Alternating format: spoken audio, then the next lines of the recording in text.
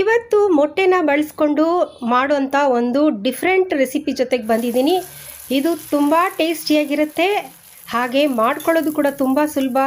ಮಕ್ಕಳಿಂದ ದೊಡ್ಡೋರವರೆಗೂ ತುಂಬ ಇಷ್ಟಪಟ್ಟು ತಿಂತಾರೆ. ಅಷ್ಟೊಂದು ಜ್ಯೂಸಿಯಾಗಿರುತ್ತೆ, ಹಾಗೆ ಸ್ಪೈಸಿಯಾಗಿರುತ್ತೆ, ತುಂಬ ಟೇಸ್ಟಿಯಾಗಿರುತ್ತೆ. ಖಂಡಿತ ಈ ರೆಸಿಪಿನ ನೀವು ಟ್ರೈ ಮಾಡಿ ನೋಡಿ. ನಮಸ್ತೆ, ಶುಶಿ ಅಡಿಗೆ ಚಾನಲ್ಗೆ ನಿಮ್ಮೆಲ್ಲರಿಗೂ ಸ್ವಾಗತ. ಬನ್ನಿ ರೆಸಿಪಿ ಮಾಡೋದು ಹೇಗೆ ಅಂತ ನೋಡೋಣ. ಅದಕ್ಕಿಂತ ಮುಂಚೆ ದಯವಿಟ್ಟು ವಿಡಿಯೋನ ಸ್ಕಿಪ್ ಮಾಡಿದಿರೋ ಕೊನೆಯವರೆಗೂ ನೋಡಿ. ಇಲ್ಲಿ ನಾನು 5 ಮೊಟ್ಟೆ ತೊಗೊಂಡಿದ್ದೀನಿ, 3 ಟೊಮೊಟೊ, 1 ಮೀಡಿಯಮ್ ಸೈಜ್ ಈರುಳ್ಳಿ, 1 ಟೇಬಲ್ ಸ್ಪೂನು ತೆಂಗಿನಕಾಯಿ, 2 ಚಕ್ಕೆ, 2 ಲವಂಗ, 2 ಹಸಿಮೆಣಸಿನ್ಕಾಯಿ, 1 ಸ್ಪೂನ್ ಜೀರಿಗೆ, ಸ್ವಲ್ಪ ಕೊತ್ತಂಬರಿ ಸೊಪ್ಪು ತೊಗೊಂಡಿದ್ದೀನಿ.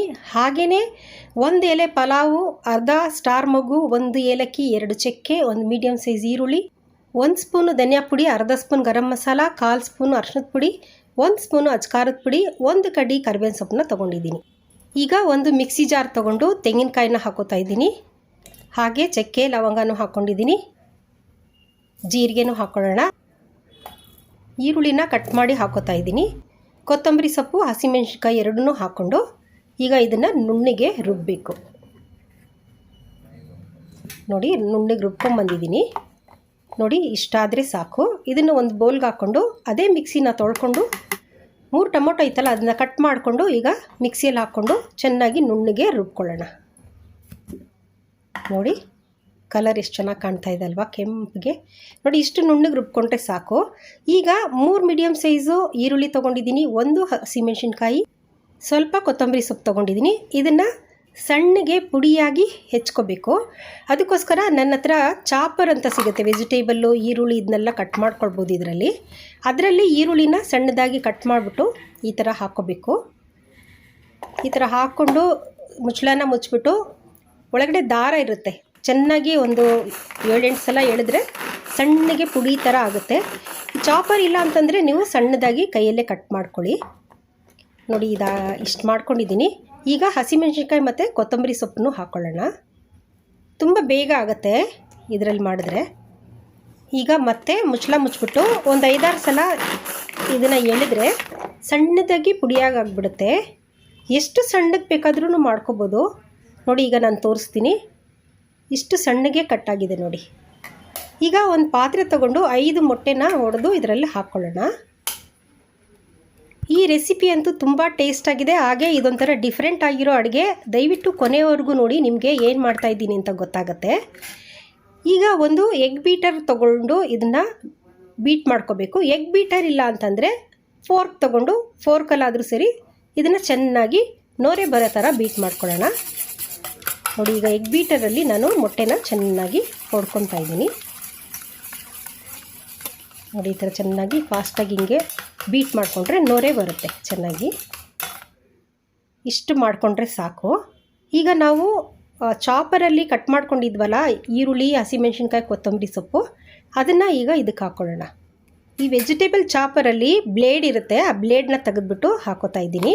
ಹಾಗೆ ಅದರಲ್ಲಿ ಸ್ವಲ್ಪ ಈರುಳ್ಳಿ ಎಲ್ಲ ಹಾಗೆ ಉಳ್ಕೊಂಬಿಟ್ಟಿರುತ್ತೆ, ಅದನ್ನ ಸ್ಪೂನಲ್ಲಿ ತೆಗೆದು ಎಗ್ಗೆ ಹಾಕೋತಾ ಇದ್ದೀನಿ. ಅರ್ಧ ಸ್ಪೂನಷ್ಟು ಉಪ್ಪು ಹಾಕ್ಕೊಂಡಿದ್ದೀನಿ. ಉಪ್ಪು ರುಚಿ ನೋಡ್ಕೊಂಡು ಹಾಕ್ಕೊಳ್ಳಿ, ಒಂದೇ ಸಲ ಜಾಸ್ತಿ ಹಾಕ್ಕೊಬಿಡಿ.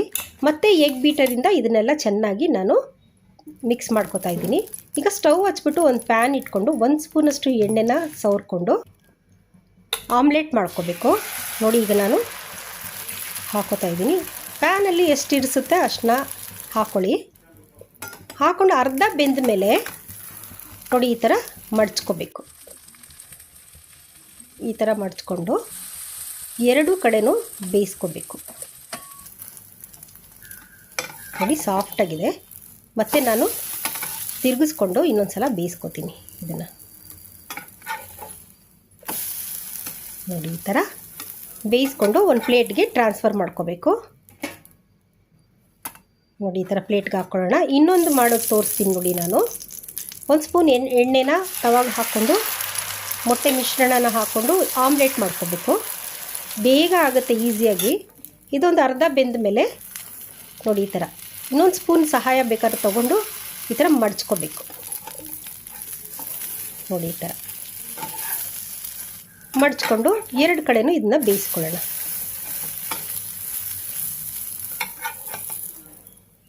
ಪ್ಲೇಟ್ಗೆ ಟ್ರಾನ್ಸ್ಫರ್ ಮಾಡ್ಕೊಳ್ಳೋಣ. ಉಳಿದಿರೋದನ್ನೆಲ್ಲ ಇದೇ ಮೆಥಡಲ್ಲೇ ಮಾಡ್ಕೋಬೇಕು. ನಾನೆಲ್ಲ ಮಾಡ್ಕೊಂಡಿದ್ದೀನಿ ನೋಡಿ. ಈಗ ಇದನ್ನು ಆಮ್ಲೆಟ್ನ 3 ಪೀಸಾಗಿ ಕಟ್ ಮಾಡಿ, ಸ್ವಲ್ಪ ದೊಡ್ಡದೇ ಇರಲಿ, ತುಂಬ ಸಣ್ಣದೇನು ಬೇಡ. ಈ ಥರ ಕಟ್ ಮಾಡ್ಕೊಳ್ಳಿ ನೋಡಿ. ಈ ಥರ ಸ್ಕ್ವೇರಾಗಿ ಬರುತ್ತೆ. ಚಿಕ್ಕದಿದ್ದರೆ ಸಣ್ಣದಾಗಿ 2 ಪೀಸ್ ಮಾಡ್ಕೊಳ್ಳಿ, ದೊಡ್ಡದಿದ್ದರೆ ಈ ಥರ 3 ಪೀಸ್ ಮಾಡಿಕೊಂಡು ಎಲ್ಲನೂ ಬಿಡಿಸಿ ಇಟ್ಕೊಳ್ಳೋಣ. ಒಟ್ಟು 4 ಆಮ್ಲೆಟ್ ಆಗಿತ್ತು. ತವದಲ್ಲಿ ಇನ್ನೊಂದು ಆಮ್ಲೆಟ್ ಇತ್ತು, 3 ಪೀಸ್ನ ಕಟ್ ಮಾಡಿ ಹಾಕ್ಕೊತಾ ಇದ್ದೀನಿ ನೋಡಿ ಈ ಥರ.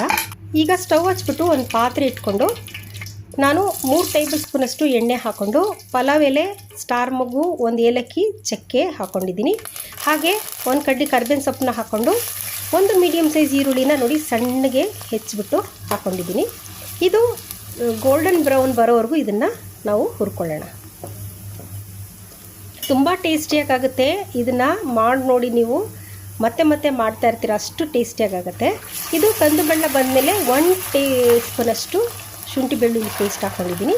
ಹಾಗೆ ರುಬ್ಬಿರೋ ಮಸಾಲೆನೂ ಹಾಕ್ಕೊಂಡು ಚೆನ್ನಾಗಿ ಫ್ರೈ ಮಾಡ್ಕೋಬೇಕು. ಈ ರೆಸಿಪಿನ ನಾನು ನಮ್ಮ ನಾದಿನಿ ಹತ್ರ ಕಲ್ತ್ಕೊಂಡಿದ್ದು. ತುಂಬ ರುಚಿಯಾಗಿ, ಜ್ಯೂಸಿಯಾಗಿ, ತುಂಬ ಟೇಸ್ಟಾಗುತ್ತೆ. ಖಂಡಿತ ಒಂದು ಸಲ ನೀವು ಟ್ರೈ ಮಾಡಿ ನೋಡಿ, ಅಷ್ಟು ರುಚಿಯಾಗಿರುತ್ತೆ ಈ ರೆಸಿಪಿ. ಚೆನ್ನಾಗಿ ಈ ಥರ ಹಸಿ ವಾಸನೆ ಹೋಗೋವರೆಗೂ ಹುರ್ಕೊಳ್ಳೋಣ ನೋಡಿ. ಎಣ್ಣೆ ಬಿಡ್ತಾ ಇದೆ. ಈಗ ನಾವು ರುಬ್ಬಿಟ್ಕೊಂಡಿರೋ ಟೊಮೊಟೊನ ಹಾಕ್ಕೊಳ್ಳೋಣ. ಹಾಕ್ಕೊಂಡು ಇನ್ನೂ ಸ್ವಲ್ಪ ಹೊತ್ತು ಟೊಮೊಟೊ ಎಲ್ಲ ಹಸಿ ವಾಸನೆ ಹೋಗೋ ಥರ ಹುರ್ಕೊಳ್ಳೋಣ ನೋಡಿ. ಚೆನ್ನಾಗಿ ಕುದೀತಾ ಇದೆ. ಮಿಕ್ಸಿ ಜಾರಲ್ಲಿ ಒಂದು ಅರ್ಧ ಗ್ಲಾಸಷ್ಟು ನೀರು ಹಾಕ್ಬಿಟ್ಟು ಆ ಮಸಾಲೆ ನೀರನ್ನು ಹಾಕ್ಕೊಂಡಿದ್ದೀನಿ. ಮತ್ತು ಈಗ ನಾನು 1 ಟೀ ಸ್ಪೂನಷ್ಟು ಅಚ್ಕಾರದ ಪುಡಿನೂ ಹಾಕೋತಾ ಇದ್ದೀನಿ. ಹಾಗೆ ಧನಿಯಾ ಪುಡಿ, ಗರಂ ಮಸಾಲ ಪುಡಿ, ಅರಿಶಿಣದ ಪುಡಿ ಎಲ್ಲನೂ ಹಾಕ್ಕೊಂಡು ಚೆನ್ನಾಗಿ ಮಿಕ್ಸ್ ಮಾಡೋಣ. ಈಗ ಒಂದು ಅರ್ಧ ಸ್ಪೂನಷ್ಟು ಉಪ್ಪು ಹಾಕೋತಾ ಇದ್ದೀನಿ ನಾನು. ಹಾಗೆ 1 ಗ್ಲಾಸಷ್ಟು ನೀರನ್ನು ಹಾಕ್ಕೊಂಡು ಇದನ್ನು 1 ನಿಮಿಷಗಳ ಕಾಲ ಚೆನ್ನಾಗಿ ಕುದಿಯಕ್ಕೆ ಬಿಡೋಣ ನೋಡಿ. 1 ನಿಮಿಷ ಆಗಿದೆ, ತೆಗಿತೀನಿ. ಎಷ್ಟು ಚೆನ್ನಾಗಿ ಕುದೀತಾ ಇದೆ, ಒಳ್ಳೆ ಘಮ ಬರ್ತಾ ಇದೆ ಚೆನ್ನಾಗಿ. ಟೇಸ್ಟ್ ಕೂಡ ಅಷ್ಟೇ ಚೆನ್ನಾಗಿರುತ್ತೆ. ಇಲ್ಲಿ ಇನ್ನೊಂದು ಸಲ ನೀವು ರುಚಿ ನೋಡ್ಕೊಳ್ಳಿ, ಉಪ್ಪು ಏನಾದ್ರು ಹಾಕಬೇಕಾ ಏನು ಅಂತ ನೋಡಿಕೊಂಡು. ಈಗ ಆಮ್ಲೆಟ್ ಮಾಡಿಕೊಂಡು ಕಟ್ ಮಾಡ್ಕೊಂಡು ಇಟ್ಕೊಂಡಿದ್ವಲ್ಲ, ಅದನ್ನೆಲ್ಲ ಈಗ ಒಂದೊಂದೇ ಈ ಸಾರೊಳಗಡೆ ಹಾಕ್ಕೊಳ್ಳೋಣ ನೋಡಿ. ಈ ಥರ ಒಂದೊಂದೇ ಎಲ್ಲನೂ ಹಾಕ್ಕೊಳ್ಳೋಣ. ತುಂಬ ರುಚಿಯಾಗಿ ಒಂಥರ ಡಿಫ್ರೆಂಟಾಗಿರುತ್ತೆ. ಈ ಆಮ್ಲೆಟ್ ಸಾರನ್ನ ಮಾಡ್ಕೊಂಡು ನೋಡಿ ನೀವು ಒಂದು ಸಲ. ಈ ಥರ ಲೈಟಾಗಿ ಒಂದು ಸಲ ಮಿಕ್ಸ್ ಮಾಡಿಬಿಟ್ಟು ಮತ್ತೆ 1 ನಿಮಿಷ ಇದನ್ನು ಕುದಿಯಕ್ಕೆ ಬಿಡೋಣ ನೋಡಿ. ಕುದೀತಾ ಇದೆ ಚೆನ್ನಾಗಿ. ಈಗ ಸ್ಟವ್ನ ಆಫ್ ಮಾಡಿಬಿಟ್ರೆ ಆಮ್ಲೆಟ್ ಕರಿ ರೆಡಿಯಾಗಿದೆ. ಸ್ವಲ್ಪ ಕೊತ್ತಂಬರಿ ಸೊಪ್ಪನ್ನ ಈ ಥರ ಮೇಲೆ ಉದುರಿಸ್ಕೊಳ್ಳೋಣ ನೋಡಿ. ತೋರಿಸ್ತೀನಿ.